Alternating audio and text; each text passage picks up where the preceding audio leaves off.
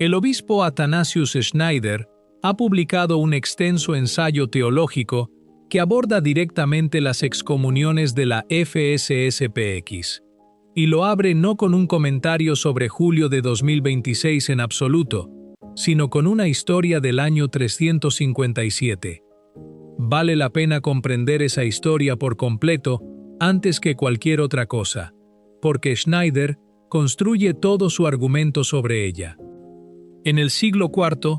el Papa Liberio, después de firmar una fórmula de fe ambigua que omitía el término doctrinal crucial consubstancial, ordenó a San Atanasio de Alejandría que entrara en comunión con obispos arrianos y semiarrianos, los mismos obispos con los que el propio Papa, bajo la presión del emperador, había entrado lamentablemente ya en comunión.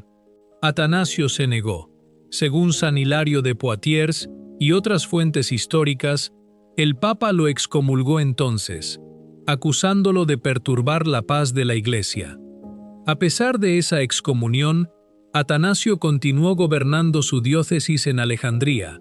e incluso mostró comprensión por la propia conducta lamentable de Liberio, más que atacarlo personalmente. El sucesor de Liberio, el Papa San Dámaso, más tarde agradeció a Atanasio y lo consultó directamente sobre los asuntos de los obispos orientales. El veredicto eventual de la historia es crudo. Liberio se convirtió en el primer papa que nunca fue canonizado. Atanasio no solo fue canonizado, sino declarado doctor de la Iglesia. Schneider hace aquí una observación específica y puntual. Según la propia definición del actual Código de Derecho Canónico, Atanasio sería considerado hoy cismático, porque se negó a la comunión con obispos que, en aquel momento, estaban canónicamente reconocidos y sujetos al Papa. El argumento de Schneider es que las consagraciones de la FSSPX del 1 de julio de 2026 representan una instancia de ese mismo dilema raro y específico. Preservar la integridad inequívoca de la fe católica tal como siempre se ha enseñado, o recibir el reconocimiento canónico de un papa cuyo reconocimiento viene actualmente unido a condiciones que exigen la aceptación de lo que Schneider llama ambigüedades doctrinales de nueva introducción en ciertas enseñanzas no definitivas del Concilio Vaticano II y en el magisterio posconciliar, junto con la aceptación no meramente de la validez, sino de la plena corrección de la nueva misa, a pesar de lo que él describe como su vaguedad doctrinal y ritual. Antes de avanzar en su aplicación específica a la FSSPX, vale la pena exponer el marco teológico que Schneider construye, porque el argumento depende enteramente de distinciones que se toma un cuidado considerable en trazar con precisión. Identifica lo que llama desarrollos malsanos dentro de la Iglesia a lo largo de los siglos recientes. El legalismo, la tendencia a tratar la forma legal y canónica como casi absoluta, y el papismo, la tendencia a absolutizar a la persona del Papa y la obediencia a él más allá de lo que la Iglesia ha exigido tradicionalmente. Ambos, argumenta, han llegado a priorizarse sobre la necesidad más fundamental de la inequivocidad en las materias de fe y liturgia. Sin embargo, durante cada crisis doctrinal genuinamente grande en la historia de la Iglesia, escribe, el principio rector fue siempre evitar la ambigüedad doctrinal a cualquier costo, citando el caso histórico del Papa Honorio I, cuyas cartas doctrinalmente ambiguas, emitidas como parte de su magisterio ordinario, fueron más tarde firmemente condenadas por papas posteriores y por 3 concilios ecuménicos separados, a pesar de un intento posterior del Papa Juan IV de una especie de hermenéutica temprana de la continuidad que defendía a su predecesor. La afirmación central de Schneider es que dentro de la Iglesia contemporánea, la obediencia al Papa ha sido elevada a un estatus que corre el riesgo de situarla al mismo nivel que la obediencia a la revelación divina misma, colapsando una distinción importante que la teología católica siempre ha mantenido. La ley positiva, es decir, las leyes disciplinares promulgadas por la autoridad eclesiástica humana, es genuinamente distinta de la ley divina, las verdades de la fe realmente reveladas por Dios. Ningún católico puede contradecir la ley divina y permanecer católico. Pero en circunstancias verdaderamente extraordinarias y raras, argumenta Schneider, un católico puede verse obligado en conciencia a actuar en contra de la ley positiva precisamente para permanecer inquebrantablemente fiel a la ley divina. Esto lo lleva al propio concepto de cisma, que argumenta no ha sido plenamente aclarado en su aplicación práctica concreta. El Canon 751 define el cisma como la negativa de sumisión al romano pontífice o de comunión con los miembros de la Iglesia sujetos a él. Schneider argumenta que ha emergido en la historia reciente de la Iglesia una lectura muy estrecha de este canon, una que virtualmente equipara cualquier desobediencia material al Papa, independientemente de la intención subyacente detrás de ella, con el cisma formal en el pleno sentido teológico. Distingue esto de lo que llama un genuino estado de cisma formal, es decir, el rechazo en principio de la autoridad papal mediante el establecimiento de una jerarquía separada, como ocurrió con la Iglesia greco-ortodoxa en 1054, y más tarde con los diversos grupos sedevacantistas que persisten hasta el día de hoy. No se puede hablar de cisma formal en ese pleno sentido, argumenta, mientras persista la fe sobrenatural en el dogma de la primacía e infalibilidad papal, junto con un genuino deseo de vivir en sumisión concreta a la autoridad papal, incluso cuando una crisis extraordinaria dentro de la Iglesia impide temporalmente que esa sumisión se realice plenamente en la práctica. Extiende este mismo argumento histórico al requisito específico de un mandato papal para las consagraciones episcopales. Durante un periodo muy largo de la historia de la Iglesia, señala, las ordenaciones episcopales se llevaron a cabo sin intervención papal directa, expresando las iglesias particulares la comunión con el Papa de diversas otras maneras. Solo más tarde exigieron los papas el mandato papal para cada consagración. Incluso después de ese desarrollo, argumenta Schneider, el derecho canónico nunca clasificó las ordenaciones episcopales ilícitas, es decir, aquellas realizadas contra la voluntad explícita del Papa, como actos intrínsecamente malos o como intrínsecamente cismáticos en sí mismos.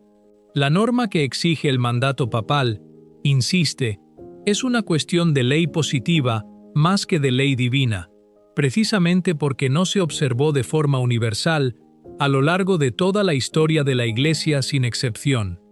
Reconoce de buen grado que un mandato papal es ordinariamente necesario y fue establecido sabiamente para asegurar la sumisión jerárquica de los obispos al Papa,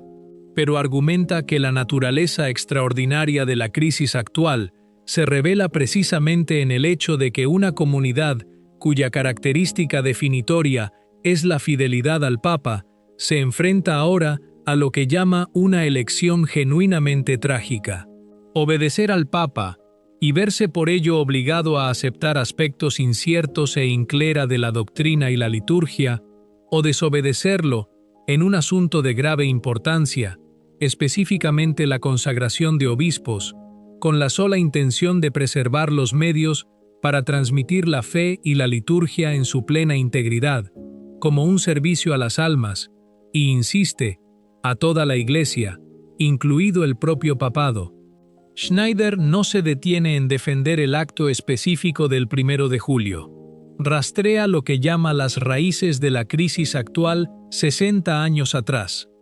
hasta lo que describe como afirmaciones doctrinales vagas y ambiguas del Concilio Vaticano II, que, según su evaluación, han sembrado confusión. Señala específicamente el relativismo doctrinal que surge de ciertos enfoques del ecumenismo y del diálogo interreligioso. que argumenta han contribuido a oscurecer la unicidad de Jesucristo y de su Iglesia como el único camino de salvación. Una preocupación que este canal ya ha documentado en la cobertura anterior de las propias observaciones del cardenal Sara sobre el nombramiento del cardenal Elcases y el documento de Abu Dhabi. Señala también lo que llama defectos doctrinales y rituales en la propia reforma litúrgica, describiendo ciertas tendencias protestantizantes que, según dice, han oscurecido la naturaleza sacrificial central de la misa y su enfoque cristocéntrico, una preocupación que paraleliza directamente la cobertura anterior de este canal de las propias declaraciones públicas del cardenal Roche sobre que la teología de la Iglesia ha cambiado desde el concilio. Para apoyar esta lectura, Schneider invoca a Sir John Henry Newman, citando la observación de Newman de que los obispos, cuando no enseñan formalmente, ex cátedra, pueden errar exactamente como ocurrió en el siglo IV cuando el Papa Liberio firmó una fórmula ambigua y una mayoría de obispos reunidos en Rímini hicieron lo mismo, y sin embargo la infalibilidad de la Iglesia permaneció intacta específicamente en sus decisiones formales. Ex cátedra. No en cada acto o declaración de cada obispo o incluso de cada papa que actúa fuera de ese carisma específico y estrecho. Schneider cita luego una voz considerablemente más reciente, el obispo Rudolf Graber de Ratisbona, escribiendo hace más de 50 años con palabras que, según Schneider, describen la situación presente incluso con más precisión de lo que describían su propia época. Lo que ocurrió hace más de 1600 años se está repitiendo hoy, escribió Graber, pero con 2 o 3 diferencias. Alejandría es hoy toda la Iglesia universal, cuya estabilidad está siendo sacudida, y lo que una vez se llevó a cabo mediante la fuerza física y la crueldad, se ha transferido ahora a un nivel distinto. El exilio es reemplazado por el destierro al silencio de ser ignorado. Matar es reemplazado por el asesinato de carácter. Esta línea específica, el asesinato de carácter reemplazando a la muerte física, merece sopesarse con cuidado contra todo lo que este canal ya ha documentado a través de su cobertura de esta controversia en curso. Se conecta directamente con patrones ya examinados en episodios anteriores, desde el lenguaje amplio e impreciso de la nota explicativa del 2 de julio, que este canal mostró que produjo una confusión pastoral genuina entre los fieles ordinarios que nunca fueron individualmente excomulgados, hasta la propia caracterización pública del cardenal Roche, de quienes están apegados a la misa tradicional, como necesitados de preguntarse si son realmente católicos o más bien protestantes, una declaración que este canal examinó con detalle en un episodio anterior. El argumento de Schneider es que estos no son excesos retóricos aislados, sino parte de un patrón coherente, uno en el que la condena doctrinal formal ha sido reemplazada por un mecanismo más suave, pero igualmente efectivo de marginación institucional y daño reputacional. La afirmación central de Schneider sobre la función real de la FSSPX dentro de la Iglesia contemporánea merece declararse en sus propios términos, más que resumirse de forma laxa. Describe a la fraternidad como virtualmente la única comunidad dentro de la Iglesia de hoy que llama abierta y consistentemente la atención sobre lo que él llama las ambigüedades doctrinales evidentes presentes en ciertas afirmaciones conciliares y en el rito de la nueva misa, pidiendo específicamente su aclaración y, cuando sea necesario, su enmienda, de acuerdo con lo que describe como el magisterio constante de la Iglesia a través de todos los siglos anteriores. Tiene cuidado aquí de distinguir esta posición de un rechazo del contenido dogmático real del Vaticano II, que la FSSPX nunca ha disputado, y de enmarcarla en cambio como un llamado a una mayor precisión respecto específicamente a aquellos documentos y pasajes que el propio concilio identificó explícitamente como pastorales más que dogmáticos en carácter, una distinción que este canal ya ha examinado en la cobertura anterior de cómo el propio texto de Sacrosanctum Concilium se compara con lo que realmente le siguió en la práctica. Ofrece luego una crítica específica de lo que llama la hermenéutica de la continuidad, el enfoque interpretativo, defendido especialmente bajo el Papa Benedicto XVI, que lee el concilio y sus secuelas como continuos con la tradición católica anterior más que como una ruptura con ella. Schneider no rechaza este enfoque de plano. Lo llama explícitamente en sí mismo válido y útil, pero argumenta que también puede convertirse, en sus palabras, en una especie de camisa de fuerza, una que meramente cubre de forma cosmética las heridas causadas por una ambigüedad y confusión doctrinal y litúrgica genuina, exigiendo, en efecto, una especie de razonamiento circular en el que todo se declara en orden siempre que se hagan esfuerzos intelectuales lo suficientemente tenaces para demostrarlo. A través de su insistencia incansable en la claridad doctrinal y litúrgica, argumenta, la FSSPX presta lo que llama un gran servicio a toda la Iglesia, uno de genuino valor histórico, y sugiere que si la Santa Sede tomara esa insistencia específica en serio más que desestimarla, hacerlo marcaría, en sus palabras, el comienzo del fin de lo que llama el proyecto modernista dentro de la Iglesia, un proyecto que data de más de un siglo, mucho antes del propio concilio. Para hacer este argumento accesible más allá de los términos estrictamente teológicos, Schneider ofrece una parábola extendida que merece citarse con amplitud, porque su estructura específica carga con todo el peso de su argumento. Se declara un incendio en una gran casa. El jefe de bomberos permite solo el uso de nuevos métodos de extinción, aunque estos han demostrado ser menos efectivos que las herramientas antiguas y probadas. Un grupo de bomberos desafía esa orden, continúa usando los métodos más antiguos y probados, e incluso recluta a nuevos bomberos para que se unan a ellos, a pesar de la prohibición explícita del jefe de bomberos. Y en muchos lugares, el incendio es realmente contenido. Sin embargo, estos bomberos son tildados de desobedientes y cismáticos, y castigados en consecuencia. El jefe de bomberos admite entonces solo a aquellos bomberos que reconocen los nuevos métodos y obedecen las nuevas regulaciones. Pero dada la enorme escala del incendio y la insuficiencia de los métodos oficiales, otros ayudantes intervienen de todos modos, aportando genuina habilidad y buenas intenciones, y al final ayudan a salvar la misma casa que el jefe de bomberos se esforzaba por proteger. Eventualmente, las circunstancias históricas cambian,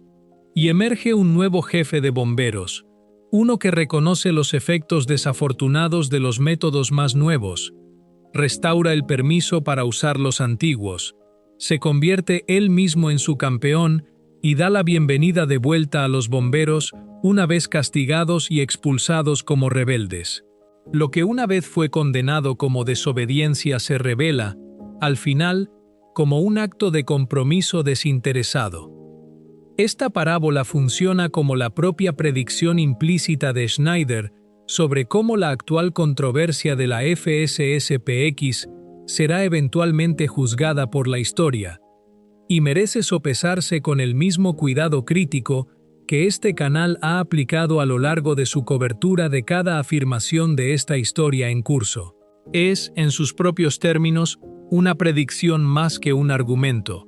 y su fuerza persuasiva depende enteramente de aceptar la premisa subyacente de que el enfoque litúrgico y doctrinal más nuevo ha, de hecho, demostrado ser menos efectivo que el más antiguo al que reemplazó. Una afirmación que este canal ha examinado a través de evidencia documentada real a través de múltiples episodios anteriores, desde los datos de cierres de monasterios franceses hasta los números récord de ordenaciones de la Fraternidad de San Pedro, hasta el Estudio Nacional de Sacerdotes Católicos, que muestra un dramático desplazamiento generacional hacia la autoidentificación conservadora entre el clero más joven. Esas tendencias documentadas prestan un peso real y basado en evidencia a la parábola de Schneider de una forma que el argumento teológico abstracto solo no podría. Schneider cierra su ensayo invocando a dos autoridades considerablemente más antiguas, eligiendo deliberadamente voces que preceden a la controversia actual por muchos siglos, precisamente para demostrar que el patrón que describe no es novedoso de este momento específico. Cita el Tratado de San Agustín sobre la verdadera religión, describiendo una categoría de hombres buenos a los que la divina providencia permite a veces ser expulsados de la congregación visible de la Iglesia, por lo que Agustín llama las sediciones turbulentas de los hombres carnales. Tales hombres, escribe Agustín, por el bien de la paz de la Iglesia, soportan pacientemente ese insulto o esa injuria y no intentan novedades en el camino de la herejía o el cisma. No forman conventículos separados propios, sino que defienden hasta la muerte y asisten con su testimonio la fe que saben que se predica en la Iglesia Católica, incluso desde fuera de sus estructuras visibles ordinarias. Y el Padre, que ve en lo secreto, los corona en secreto. El propio Agustín señala que este es un tipo raro de cristiano, pero insiste en que no faltan ejemplos a lo largo de la larga historia de la Iglesia. Y Schneider cierra con las propias palabras de Atanasio, escritas a sus hermanos obispos de todo el mundo en medio de su propia crisis de fe del siglo IV. Palabras que Schneider aplica explícitamente al momento presente. Los cánones y decretos de la Iglesia no se dieron en el día de hoy, escribió Atanasio, sino que nos fueron transmitidos con rectitud y firmeza desde nuestros antepasados. Tampoco tuvo la fe su comienzo en este tiempo, sino que nos vino del Señor a través de sus discípulos. Por tanto, para que las ordenanzas que se han preservado en las iglesias desde antiguo hasta ahora no se pierdan en nuestros días, y la confianza que se nos ha confiado se nos demande en nuestras manos, levántense, hermanos, como administradores de los misterios de Dios, al verlos ahora arrebatados por extraños. Schneider termina no con una condena, sino con un acto de esperanza declarado en términos teológicos explícitos. Dios, en su providencia, escribe recto, incluso con líneas que desde una perspectiva meramente legal aparecen torcidas. Que conceda que este día llegue pronto. Alegremos en medio de la tribulación y digamos: creo en la invencibilidad de la Iglesia y del papado, y creo que la Santa Sede volverá a brillar un día como la ciudadela de la verdad ante el mundo entero. Lo que merece decirse con claridad, al llevar este análisis a su conclusión, es que el ensayo de Schneider representa una de las defensas teológicamente más sofisticadas e históricamente fundamentadas de la posición canónica de la FSSPX que este canal ha encontrado a lo largo de toda su cobertura de esta controversia en curso. No niega que exista una crisis genuina en las propias estructuras canónicas y disciplinares de la Iglesia. No niega que las consagraciones del 1 de julio violaran la ley eclesiástica positiva tal como esa ley se encuentra actualmente. Lo que argumenta, con una documentación histórica considerable detrás de ello, es que la distinción entre violar la ley positiva, bajo condiciones de necesidad genuina, y cometer el tipo de cisma formal y doctrinalmente fundamentado que la Iglesia siempre ha condenado en los términos más fuertes, el tipo ejemplificado por el cisma de Oriente de 1054 o por el sedevacantismo contemporáneo, es una distinción real y teológicamente significativa que la aplicación actual del Canon 751 puede estar colapsando con demasiada facilidad. Esto no zanja la pregunta de forma definitiva, y no debe recibirse como si lo hiciera. Teólogos razonables y fieles, incluidos algunos que este canal ya ha cubierto extensamente, desde la crítica más mesurada del cardenal Burke hasta las preocupaciones institucionales del obispo Eleganti, hasta la propia defensa declarada del cardenal Roche de la unidad litúrgica como la prioridad rectora, responderían cada uno a elementos específicos distintos del argumento de Schneider de formas distintas, y algunos rebatirían con fuerza su analogía histórica central con Atanasio, argumentando que la crisis arriana del siglo IV y las disputas litúrgicas y doctrinales actuales no son genuinamente comparables en escala ni en especie. Lo que el ensayo de Schneider sí logra, independientemente de dónde aterrice finalmente cualquier oyente individual en sus conclusiones, es situar toda la controversia de la FSSPX dentro del marco teológico más profundo y más serio que la tradición católica posee para evaluar exactamente este tipo de crisis. Más que permitir que permanezca como una cuestión de comunicados de prensa en competencia, tecnicidades canónicas y cartas diocesanas examinadas de forma aislada de la historia de 2000 años, dentro de la cual la Iglesia siempre ha comprendido que tales momentos pertenecen. ¿Qué opinas tú? Deja un comentario abajo. Amén. Que Dios te bendiga.